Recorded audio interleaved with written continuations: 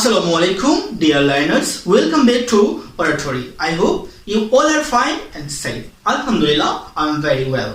আজকে আমি যে বিষয়টি নিয়ে বা যে টপিক নিয়ে আলোচনা করব সেটি কিন্তু ভেরি কমন এবং সবার জন্য জানা প্রয়োজন। আমার কাছে মনে হয় যদি আপনি 2 মিনিট সময় দেন আমার এই ভিডিওতে তাহলে আপনি অনেক কিছু জানতে পারবেন, যেটা আপনার কিন্তু লেখেন্স গুলো আপনি খুব ক্লিয়ার হয়ে যাবেন এবং বুঝতে পারবেন এবং আপনার একটা কনফিডেন্স কাজ করবে আজকের ভিডিওর পর। ইনশাআল্লাহ আমি এটা বলতে পারি চ্যালেঞ্জ করে। চলুন আমরা এত কথা না বাড়িয়ে ক্লাসটি শুরু করে ফেলি। আজকের যে টপিকটি হচ্ছে আজকের ক্লাসে সেটি হচ্ছে গিয়ে আপনি কিভাবে একটি বাক্যের মধ্যে অবজেক্ট এবং কমপ্লিমেন্ট আইডেন্টিফাই করবেন খুব ইজিলি। আমি কিন্তু গত ক্লাসে কিভাবে আপনি একটি বাক্যের মধ্যে সাবজেক্ট চিহ্নিত করবেন বা ইজিলি কোনটি সাবজেক্ট আপনি খুব ক্লিয়ারলি বুঝতে পারবেন কিভাবে, সেটাও আমি বিস্তারিত আলোচনা করেছি আমার গত ক্লাসে। কারণ হচ্ছে কি সাবজেক্ট কিন্তু আমরা অনেকেই মনে করতাম যে প্রথমেই থাকে, ওকে, কিন্তু সাবজেক্টের চেঞ্জ হয়, সাবজেক্ট স্থান চেঞ্জ করে, ওকে। এটা কিন্তু আমরা নিশ্চয়ই বুঝে ফেলেছি যারা গত ক্লাসটি দেখেছেন। তো আমরা এই গত ক্লাস নিয়ে এখন আর কথা না বাড়িয়ে আমরা নতুন ক্লাস নিয়ে কথা বলি, এবং আপনারা যারা গত ক্লাসটি দেখেন নাই তাদেরকে আমি রিকমেন্ড করবো প্লিজ আপনারা গত ক্লাসটি দেখে আসেন, তাহলে আপনাদের খুব ভালো লাগবে এবং অনেক কিছু জানতে পারবেন। চলো আমরা কথা না বাড়িয়ে ক্লাসটি শুরু করে ফেলি। আজকে আমরা জানবো অবজেক্ট এবং কমপ্লিমেন্ট কিভাবে চিহ্নিত করতে হয়। আচ্ছা, আমি আপনাদের খুব ক্লিয়ারলি একটি কথা বলি যে আপনারা এটা মাথায় রাখবেন। এখন কিন্তু আমি যে কথাটি বলছি আপনারা নিশ্চয়ই অনেকেই জানেন যে মূল ভার্ব বা ভার্ব জিনিসটা আপনারা খুব ক্লিয়ারলি বুঝেন, অনেকেই বুঝেন না, ওকে। যারা বুঝেন না তারা তো ঠিক আছে, বোঝার চেষ্টা করেন, ট্রাই করেন বোঝার জন্য, আর যারা বুঝেন তারা তো আর গুড।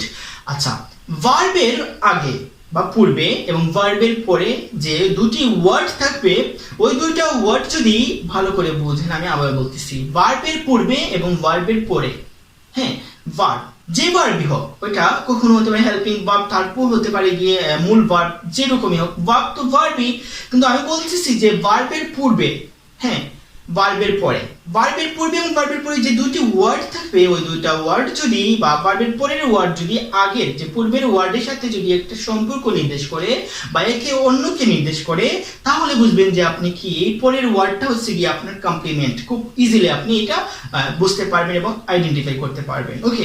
আর যদি কোনো রিলেশন বা সম্পর্ক বা কোনো কিছু নির্দেশ না করে পরের ওয়ার্ড, দুটি ওয়ার্ডের মধ্যে কোন দুটি ওয়ার্ড, ভার্বের পূর্বে এবং ভার্বের পরের যে দুটি ওয়ার্ড রয়েছে এই দুইটা ওয়ার্ড যদি একে অপরের সাথে কোনো সম্পর্ক বা কোনো নির্দেশ পরিলক্ষিত না হয় দুইটি ওয়ার্ডের মধ্যে, তাহলে আপনাকে বুঝতে হবে যে ওইটা কোনো কমপ্লিমেন্ট না, ওইটা হচ্ছে অবজেক্ট, ওকে। অবজেক্ট মানে কি? কর্ম জিনিসটা কি? যেমন একটা বাক্যের মধ্যে আমি যখন কাজ করি, যখন আমি কাজটা করি, নিশ্চয়ই আমার একটা উদ্দেশ্য থাকে যে আমি যখন রান্না করি তাহলে কিন্তু আমি নিশ্চয়ই কোনো একটা জিনিসকে কেন্দ্র করে রান্নাটা করছি। আমি তো এমনিতেই শুধু রান্না করতেছি না। হ্যাঁ, রান্না করা মানে কি? আগুন জ্বালা, ওকে। অনেকেই মনে করে রান্না করা মানে আগুন জ্বালা, না। রান্না করা অনেকেই মনে করে, কিন্তু রান্না করা মানে হচ্ছে কি সবকিছু যে উদ্দেশ্য সবকিছু আমাদের একসাথে নিয়ে সেটা রান্না করা না, সেটা মোটেই না। রান্না করা হচ্ছে কি নিশ্চয়ই আপনার কোনো একটা লক্ষ্য থাকবে যে আপনি নিশ্চয় ভাত রান্না করবেন, নিশ্চয় ডাল, নিশ্চয় মাছ রান্না করবেন বা শাকসবজি। এই যে আপনি যে জিনিসটা রান্না করবেন ওইটা হচ্ছে আপনার কর্ম, ওকে। আপনি কর্মটা কি করতেছেন, এই যে আমরা কাজ করি ভার্বটা দিয়ে আপনি এটা বোঝাচ্ছেন, ঠিক আছে।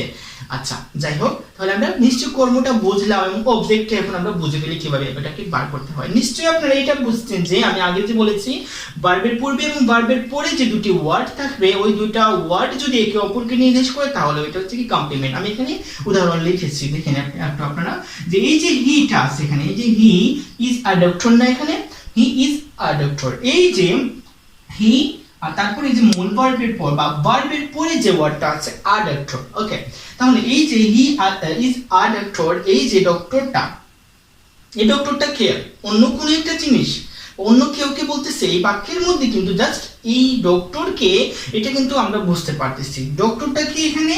এই যে উনি, হি যে উনি হচ্ছে কিন্তু ডক্টর, আর হি যে উনি কিন্তু ডক্টর, আর ডক্টর যে উনি কিন্তু হি।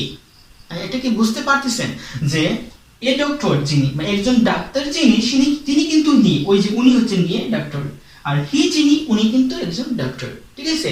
তার মানে কি এই দুইটাই ওয়ার্ড কিন্তু আমাদের একটা মানে একটা জিনিসে আমরা চলে আসলাম। পয়েন্ট কি আমাদের একটাই, কিন্তু আমরা বুঝেছি একটু ভিন্নভাবে, যে এই হি এবং অ্যাডাপ্টর যেটা আছে অ্যাডাপ্টর বলি, যেটা এই দুইটা জিনিস কিন্তু একে অপর, এটাকে নির্দেশ করতেছে এবং এটাকে নির্দেশ করতেছে। এটার মধ্যে কি কোনো ডিফারেন্ট কিছু আছে? নাই। নিশ্চয়ই আপনি এটা ক্লিয়ারিফাই হয়ে গেছেন যে কিভাবে আপনি কমপ্লিমেন্ট চিহ্নিত করবেন। তার মানে কি আমি এই যে এটাকে সাবজেক্ট বলবো আর এটাকে বলবো আমি কি ভার্ব, হেল্পিং ভার্ব হতে পারে, মূল ভার্ব হতে পারে।